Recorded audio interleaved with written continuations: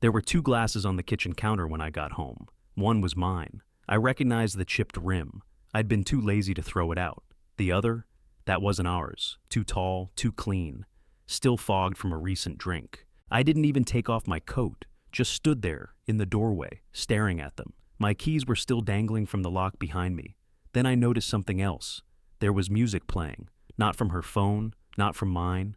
From the old speaker we kept hidden on the shelf above the fridge. The one she said gave her anxiety because the Bluetooth always connected to the neighbor's iPad.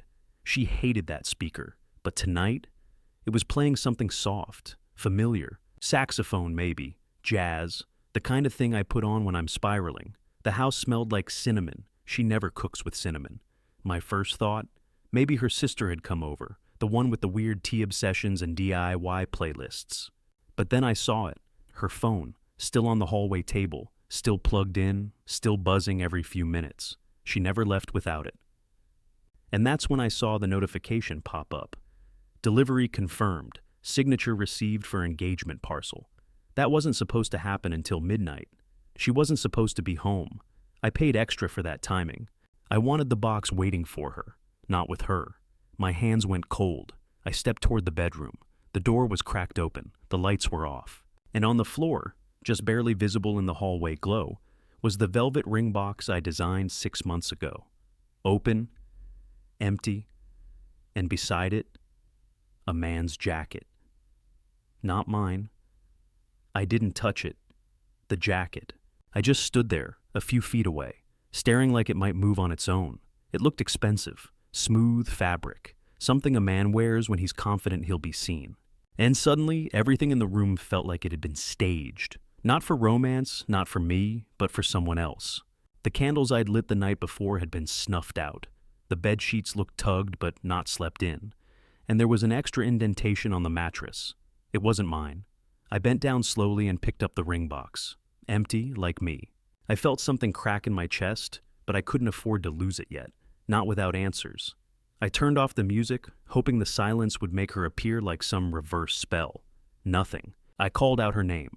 Once, twice, louder, the third time. Still nothing. No footsteps, no doors creaking, just Velcro, the cat, watching me from the hallway like she already knew I'd ruined something sacred. Then I heard the water, the shower, running. There was someone in the bathroom. I approached the door, not sure if I was more afraid of seeing her or him. The door was closed, but there was steam sliding out from under the gap, curling along the tiles like smoke from a fire I didn't start. I raised my hand to knock, then stopped. I don't know why. Something told me not to. Instead, I crouched down and looked through the sliver where the door didn't fully meet the frame. Two shadows, two voices, one male, one female, Heron laughing, my stomach twisted. I backed away like I'd touched a live wire. My legs moved without thinking. I grabbed my coat, left the ring box on the coffee table like a warning, and walked out. Down the steps, out the front door, into the freezing night. My hands were shaking so bad, I dropped my phone trying to order a rideshare. I just stood there under the flickering porch light, trying to figure out what the hell had happened, what I had just witnessed. And more importantly, why the hell she had signed for the ring, if she wasn't alone. I wasn't sure where to go, but I knew I couldn't stay. So I called the one person I hadn't spoken to in months, my brother Milo. I hadn't wanted to drag him into my mess, but now I was knee-deep in something I didn't understand. And the worst part was, I had a feeling Milo knew something I didn't. Because the first thing he said when he picked up wasn't, "Hey," or "What's up?" It was, "Curtis, I told you to check her messages last month." I didn't respond right away. Milo's voice on the other end of the line felt like someone opening a window in the middle of a hurricane. It brought in cold, uninvited clarity. I stared at the streetlight while my brain scrambled for meaning. Check her messages? What did he mean by that? And why did it sound like something he'd said before? "Milo," I finally said, my voice barely holding itself together. "What are you talking about?" He sighed, that long, drawn-out kind of sigh people make when they've been waiting for you to catch up to something obvious. Look, man, I didn't want to get in your business, okay? You love her, I get it. But I saw something weeks ago. I thought it was just, maybe a misunderstanding. But now that you're calling me at midnight, stammering like a ghost, I'm guessing it wasn't. My chest tightened. I wanted to scream at him for keeping things to himself. I wanted to hug him for not letting me unravel alone.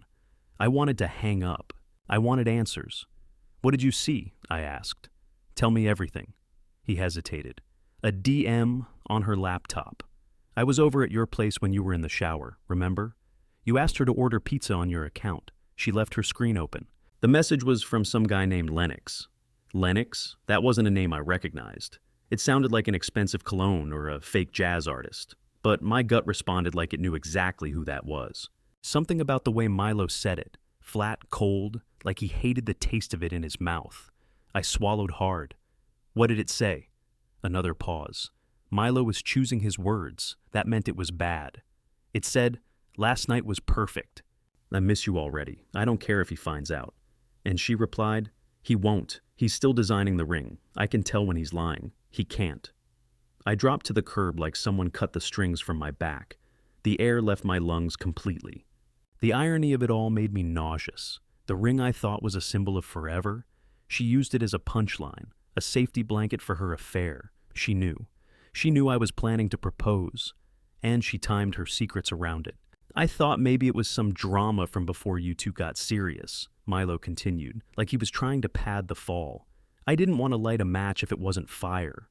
"It was fire," I whispered. "It's a fucking wildfire." I sat there for a long time. I watched two people walk their dog down the street like it was any normal night. Like the universe didn't just fall apart around me. And then something clicked. A thread I hadn't pulled yet. "Her phone," I muttered. "It was still at the house." "What?" Milo asked. "She left her phone, on the table, plugged in. She never does that. You know rocks. She practically breezed through that thing. That wasn't carelessness. That was intentional. She didn't want to be tracked. She didn't want to get notifications. She wanted privacy, the kind you plan." I stood up, adrenaline burning through my limbs. I wasn't thinking clearly, but I didn't care. I told Milo I'd call him back, and I marched back toward the house. And here's where things got worse, because when I stepped onto the porch and tried to unlock the front door, my key no longer worked. She had changed the locks. While I was still outside, while she was inside, with him. At first I thought maybe I was just turning the key wrong.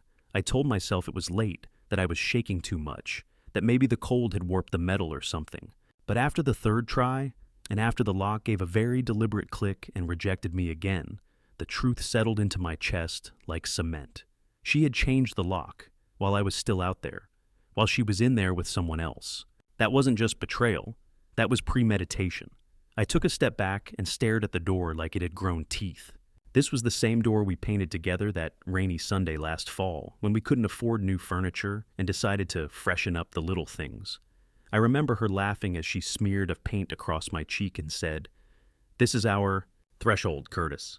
No one crosses it unless we trust them." Right? Trust. I could have knocked, I could have banged on the door and demanded an explanation. But I didn't. Something in me, pride, maybe, or some broken strand of dignity, kept me from giving her the satisfaction of seeing how much she'd cracked me. So I walked around the back, through the alley, past the recycling bins she always forgot to bring in, and stood under the dark window of our bedroom. There was light spilling out from the edge of the blinds. I pulled out my phone and opened the camera, zoomed, focused. The image was grainy, but I could make out movement. Two figures, one sitting on the edge of the bed, shirtless, the other standing near the dresser, laughing, her laugh. I knew it even muffled through the glass. Then the figure near the bed held something up. Something small, shiny. The ring box, my ring box. And I kid you not. He threw it back at her. Not playfully, not romantically. He tossed it like it was a crumpled receipt, and she didn't flinch. She caught it, laughed harder, and placed it on the nightstand like it was some forgotten souvenir. I should have walked away. But I didn't. Instead, I took a photo. Then another. Then I started recording. I don't know what possessed me. Maybe it was survival instinct. Maybe it was because some small part of me knew I'd need proof when all of this blew up. Proof that I wasn't paranoid, or dramatic, or too emotional, like she once accused me of being during an argument about her ex still texting her. I was about to lower the phone when something in the corner of the frame caught my eye. A bag. A duffel bag. Black. Torn at one edge. That wasn't his, that was mine. And it was packed. Folded shirts, charger cables, my toothbrush, even my backup banjo picks were sticking out of a side pocket. She had packed me out of my own life, without saying a word. I backed away slowly. The cold air bit at my face, but it didn't matter. My entire body was numb. My hands, still clutching the phone, felt like they didn't belong to me anymore. I turned the corner, walked 2 blocks, and sat down on a bench outside the corner bakery that was somehow still open at 1 a.m. I didn't go in. I didn't order anything. I just stared at my reflection in the window. A man not just betrayed, but erased.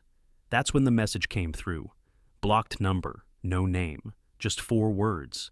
Stop watching, be smart. That text, stop watching, be smart, rattled me more than the sight of them together. It was precise. Clean, no emotion, no name, just control. Like someone placing a hand on your shoulder in the dark, even though you know you're alone. I stared at the screen for nearly a minute, waiting for another message, a follow-up, anything. But there was nothing. Whoever sent it knew it didn't need to say more. It was a warning. It wasn't a threat, not yet.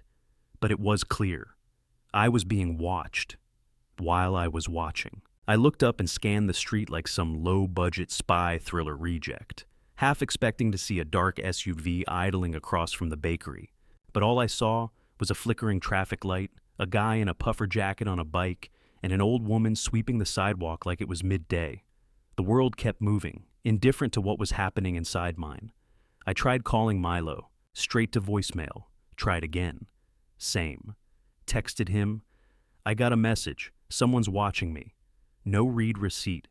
I couldn't tell if that made it worse or not. I opened the message again and stared at it, looking for clues. The number was masked. No contact info. I knew the tech behind that. There were dozens of spoofing apps. I could probably trace it with some effort, but that wasn't my field. I did tech support, not digital forensics. I was outmatched. I could have gone to the cops. Could have told them someone was harassing me. But what would I say? Hi, yes, my girlfriend cheated on me, and now her mystery lover sent me a spooky text after I spied on them through the window of my own house. Yeah, that wouldn't sound crazy at all. So I did the next most logical thing. I went to the one place Roxanne would never expect me to go, her mother's house. Now, listen, Roxanne had been estranged from her mom for years. Some family drama I never fully understood, involving a messy inheritance, a lost dog, and a boyfriend who borrowed money and vanished. Roxanne always painted her mother as cold, distant, and opportunistic. But I met her once, briefly, and she didn't seem like the villain Roxanne made her out to be. When she opened the door, she blinked like she was looking at a ghost she hadn't ordered. "Curtis?" "Hi, sorry," I said, trying not to sound as broken as I felt. I think I need your help." She stepped aside without asking anything, just motioned me in and said, "So it's finally happened." That sentence stopped me cold. "What do you mean?" "She's cleaning house," she said, walking into the kitchen and grabbing 2 chipped mugs. She did it with her old roommate, with that one guy from Houston, with a girl named Lila, always the same pattern. She builds the narrative, flips the story, rewrites you out before you even realize she picked up the pen. I sat down slowly, unsure whether I was hallucinating. "She does this often?" I asked, my voice thin. Her mother nodded, then poured black coffee like she was reciting a recipe she hated, but had memorized. "Roxanne doesn't break up. She erases. You don't leave her. She leaves you out." The room spun slightly. I gripped the edge of the table. "She changed the locks," I muttered, while I was standing outside. She set the mug down in front of me and finally looked me in the eye. "Then you're not the first, but you are the one who got too close." "Too close to what?" But she didn't answer that. Instead, she walked to a drawer, rummaged around, and came back holding a USB drive. Red. No label. Just a piece of black tape on one side. "She came here once," her mother said. "Drunk, angry, ranting about someone named Lennox. Said he was dangerous, but she had to keep him happy. I don't know what's on this. She dropped it here by mistake." I took the drive. It felt heavier than plastic.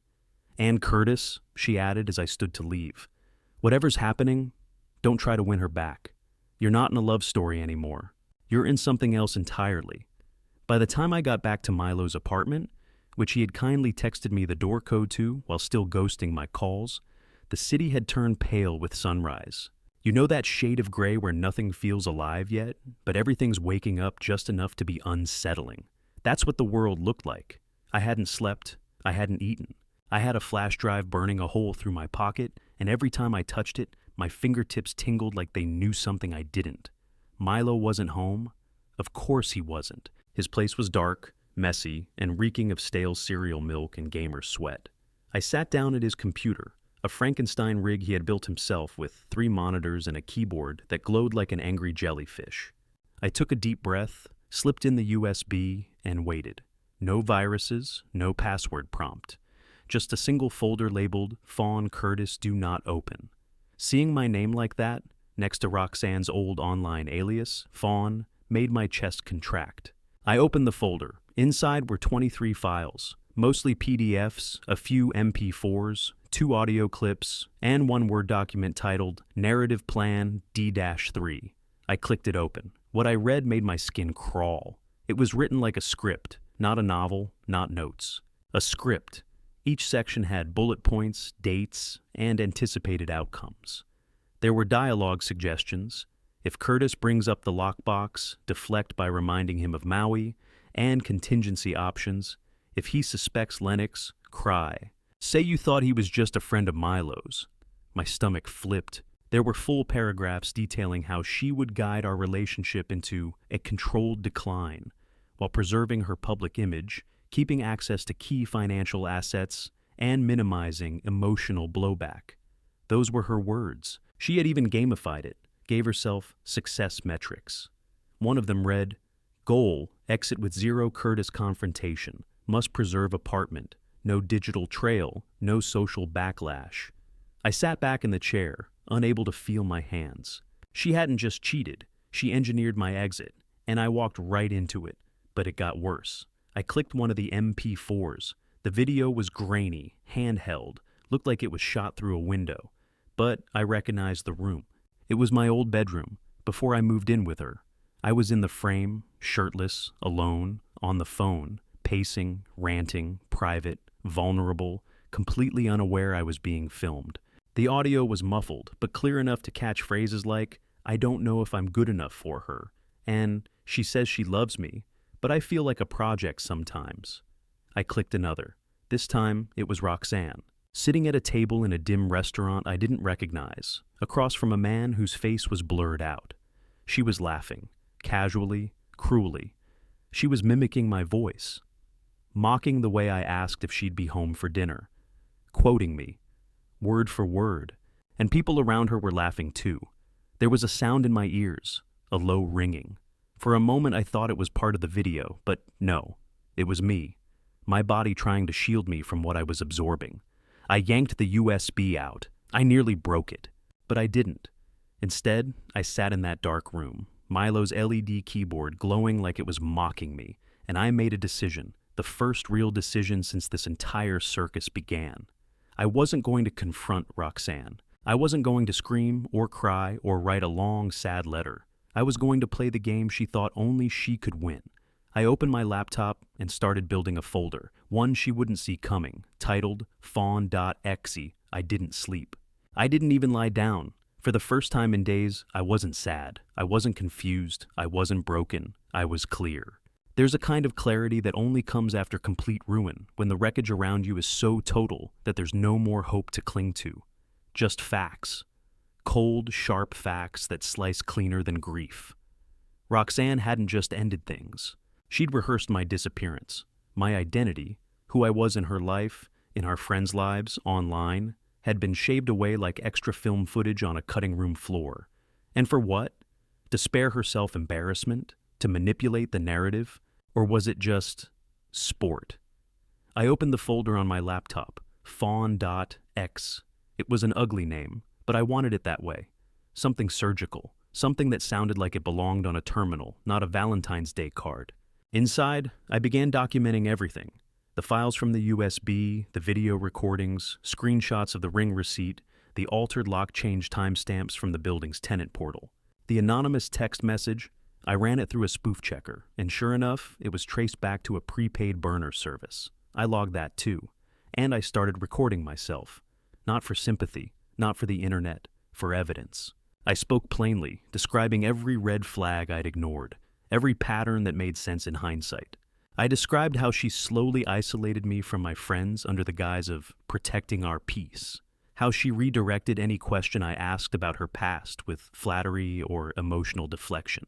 She was a magician, not in a whimsical way, but in the cold, deliberate way that makes you realize the rabbit was never real to begin with.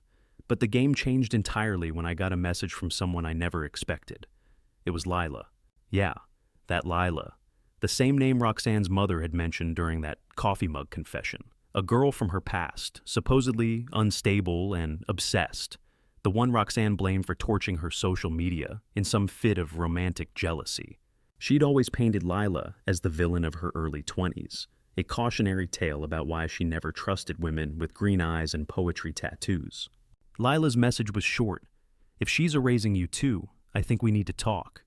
She included a phone number and a location, a little bookstore cafe on the east side, open late and mostly empty during the week.